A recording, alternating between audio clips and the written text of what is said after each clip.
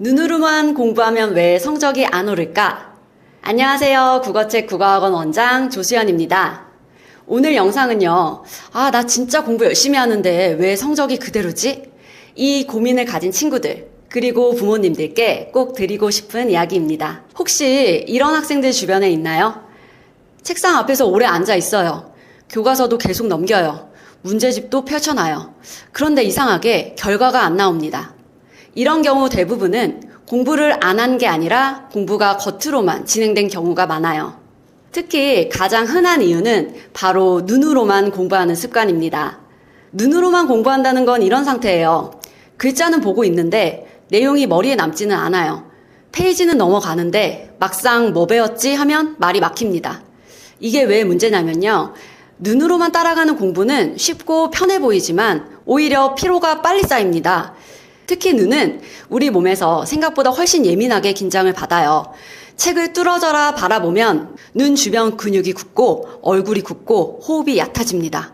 그 상태가 계속되면 어떤 일이 생기냐면요. 공부를 하고 있는데도 갑자기 머릿속에 이런 생각이 들어옵니다. 졸리다. 이거 해도 점수 오르긴 하나? 시간 너무 부족한데? 친구들은 벌써 앞서 나가던데? 이런 다른 생각이 틈을 타고 들어오는 거죠. 즉, 눈으로만 공부하면 집중력이 길게 이어지기 어렵고 쉽게 지치고 마음이 흔들릴 가능성이 높습니다. 그래서 성적이 안 오르는 학생들은 노력이 부족해서가 아니라 뇌가 깊게 작동하는 방식으로 공부를 못하고 있는 경우가 많습니다. 먼저 눈으로 보는 공부는 공부의 시작입니다. 교과서든 지문이든 개념이든 일단 읽어야겠죠. 그런데 여기서 멈추면 위험합니다. 왜냐하면 읽은 건 이해했다가 아니라 그냥 봤다일 수 있거든요. 글자를 따라가며 고개만 끄덕이는 건 사실상 뇌가 깊게 움직이지 않은 상태일 수 있어요. 다음은 머리를 쓰는 공부예요. 읽은 내용을 내가 아는 것과 연결하고 원리를 잡고 왜 그런지 스스로 설명해보는 과정입니다. 여기까지 오면 확실히 좋아져요. 하지만 또 여기서 끝내면 성적이 완성되지는 않습니다. 특히 시험은 아는 느낌으로 점수가 안 나옵니다. 문제를 풀어야 하고 조건이 바뀌어도 적용해야 하고 헷갈리는 부분을 구분해낼 수 있어야 하거든요. 그래서 마지막이 바로 손으로 하는 공부입니다. 손을 움직이면 머릿속 지식이 실제 능력으로 바뀌기 시작해요. 예를 들어 볼게요. 국어는 문단 내용을 짧게 정리해보는 연습, 영어는 단어를 직접 써보고 문장으로 바꿔보는 연습, 수학은 풀이 과정을 손으로 끝까지 밀고 가는 이 연습을 해봅니다.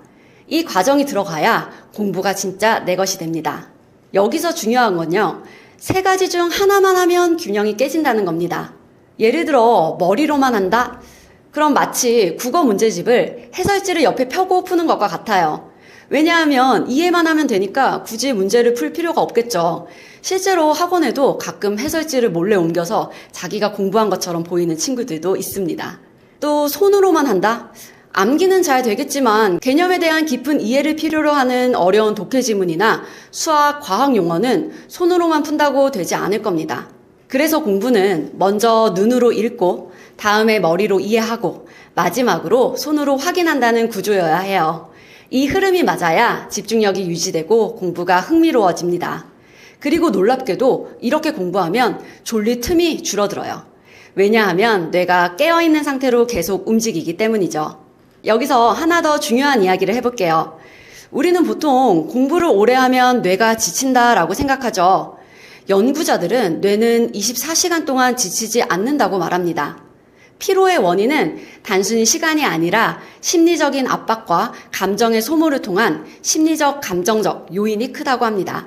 예를 들면 이런 감정들이에요. 불안함, 지루함, 막막함, 조급함, 인정받고 싶은 마음, 내가 뒤처지는 건 아닐까 하는 두려움. 이런 감정이 쌓이면 공부는 계속 하고 있어도 몸이 먼저 지칩니다. 그리고 그때 나타나는 대표적인 신호가 있어요. 바로 자세가 무너지고 얼굴이 굳는 것이죠. 특히 학생들은 열심히 하고 있다는 느낌을 받아야 공부가 제대로 되는 것처럼 생각하는 경우가 많아요. 그래서 집중할수록 무의식적으로 얼굴에 힘이 들어가고 미간을 찌푸린다거나 어깨를 움츠리며 몸으로 노력하고 있다는 표시를 드러내게 되죠. 학생들이 공부하는 모습을 가만히 지켜보면 생각보다 많은 아이들이 몸에 힘을 잔뜩 주고 있는 걸 볼 수 있어요. 어른들도 마찬가지입니다. 어떤 일에 몰두할 때 스스로를 돌아보면 인상을 찌푸리거나 허리, 목, 어깨를 과하게 구부리고 있는 경우가 많아요. 눈과 얼굴 근육까지 긴장해 온몸에 힘이 들어가 있죠. 우리가 가장 편안한 상태는 잠들기 직전처럼 몸에 힘이 자연스럽게 빠져있는 순간입니다. 마치 헝겊 인형처럼 힘이 풀려야 몸이 편한데 공부는 반대로 정신을 쓰는 노동이다 보니 피로와 스트레스를 쉽게 만들어냅니다. 학생들이 이러한 긴장 상태가 오래되면 공부 내용보다 먼저 몸이 그만하자고 신호를 보내요. 그래서 공부에서 자세는 생각보다 엄청 중요합니다. 공부할 때 좋은 자세는 40분에서 50분 공부 후 눈의 피로와 자세를 위해 휴식을 하는 거예요. 그리고 쉬는 시간에 제일 좋은 건 눈을 감고 깊게 숨을 쉬면서 목과 어깨에 긴장을 풀어주는 겁니다. 눈이 뻐근하면 그 자체가 집중력 저하로 바로 이어지거든요. 마지막으로 이건 진짜 현실적인 팁입니다. 공부는 정신력만으로 하는 게 아니라 환경이 만들어주는 힘도 큽니다. 공부가 잘 되는 학생들은 공부하기 좋은 상태를 스스로 만들 줄 알아요. 책상 위를 너무 복잡하지 않게 정리하고 자신이 좋아하는 분위기의 조명도 있고 맛있는 음료도 한 잔 옆에 두고 너무 배고프면 간단한 간식으로 컨디션을 유지하고 자신이 좋아하는 노트나 펜들도 준비합니다. 우리 어른들도 무슨 운동 시작하려면 장비빨이라고 하잖아요. 그게 무슨 필요가 있냐 하는 분들도 있겠지만 그래도 하이엔드급으로 비싼 장비 사놓으면 가격이 신경 쓰여서라도 오래 운동하게 되잖아요. 학생들도 마찬가지로 공부하기 전 세팅이 집중을 오래 붙잡아 줍니다. 정리해 볼게요. 성적이 안 오르는 학생은 대부분 공부를 안 하는 학생이 아닙니다. 공부가 눈에서 멈춰버린 학생인 경우가 많아요. 그래서 오늘부터는 이렇게 해보세요. 눈으로 읽고 머리로 이해하고 손으로 풀어보고 자세를 편하게 잡고 중간중간 쉬면서 기분 좋은 환경을 만들어준다. 이 흐름이 만들어지면 공부는 더 이상 괴로운 노동이 아니라 내 실력이 쌓이는 과정이 됩니다. 오늘 영상도 시청해주셔서 감사합니다.